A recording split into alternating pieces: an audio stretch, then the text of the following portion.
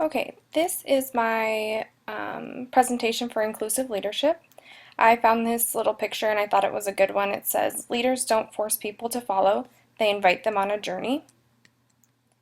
I started out by researching what inclusive leadership was, and what I found is that inclusive leadership is advocating for inclusion, educating participants, nurturing dialogue, implementing inclusive practices.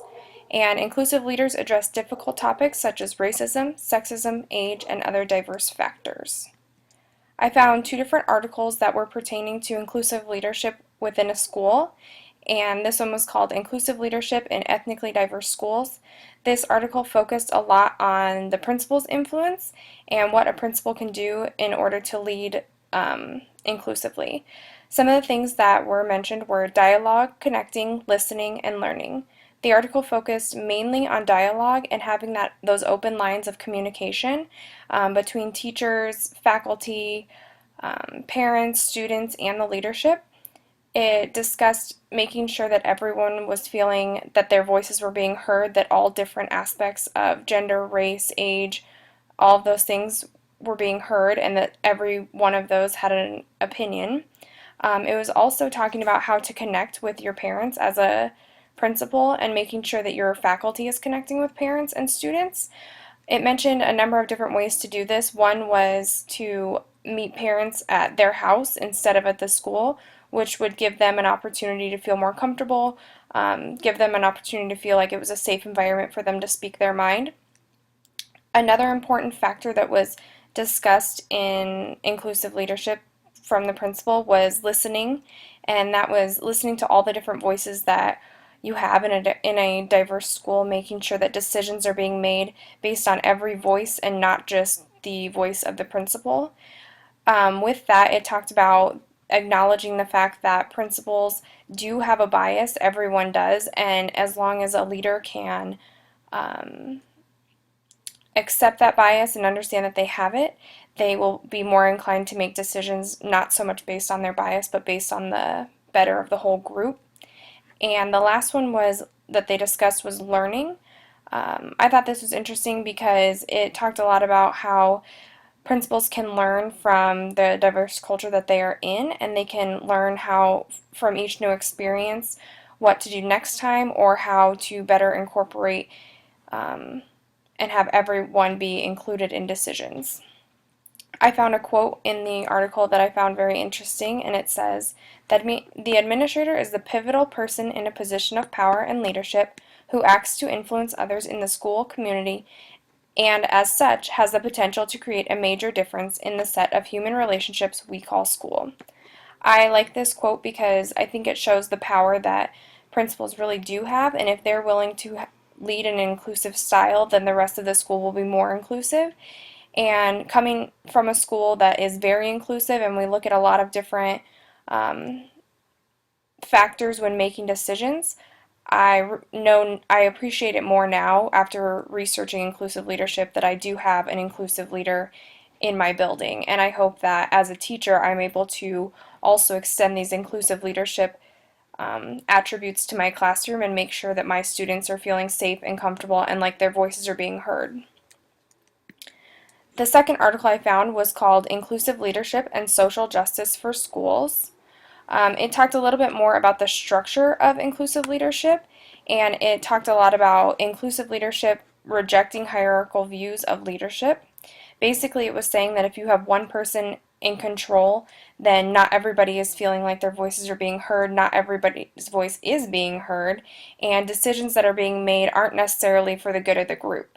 So it suggested having more of a horizontal relationship instead of the hierarchical leadership and views, which I thought was really interesting. It noted that a lot of feminists are in all aspects of, like in any job, they are working really hard to have more horizontal relationships and working more on the same playing field rather than having one person in charge and that kind of funneling down to the rest of the group.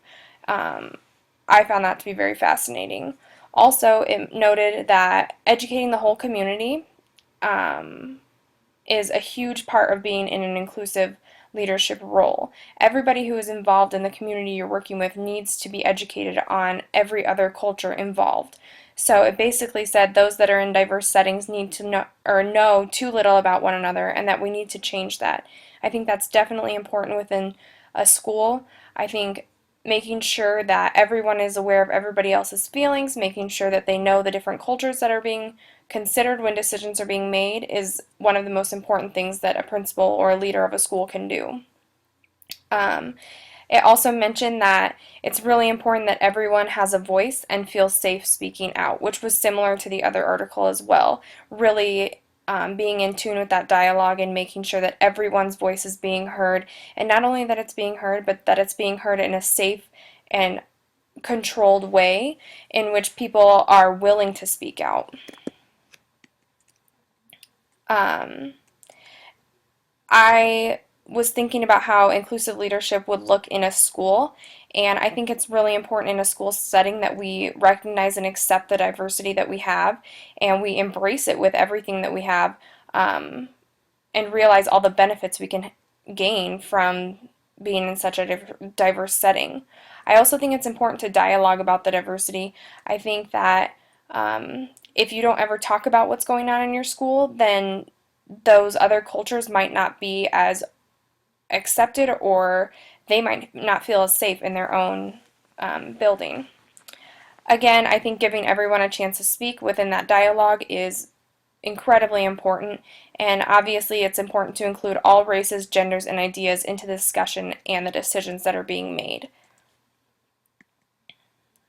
There are several challenges of being an inclusive leader, and one of those is making sure that everyone is committed to change. I think that's a challenge in most leadership styles, but especially in the inclusive leadership style. If you can't get everyone on board with you, then there's no way there's going to be a change or acceptance of all the diversity that's being presented. I also think that creating effective communication. I've talked a lot about dialogue and having communication and having those open airlines basically, but if it's not being implemented effectively, then you're really not going to get anywhere. And finally, I think following through with creating a diverse climate. I think the importance is to make sure that you have diversity around you. You accept any new diverse challenges that come your way, and learn and grow from all those experiences. I wanted to sum this up with a quote that I found, and it says, "You must unite your constituents around a common cause and connect them as human beings." And I think that's really important in inclusive leadership, because a lot of it is about diversity and how people are different and different points of view. And this quote basically is saying, make them all realize that they're just human beings all working towards the same cause. And I think in a school that's incredibly important to remember that the focus is to get those students where they need to be and to move forward in education, and realize that we're all working for the same thing. We're all working for kids, and we're all people trying to get to that next level of education. And these are my references for the presentation.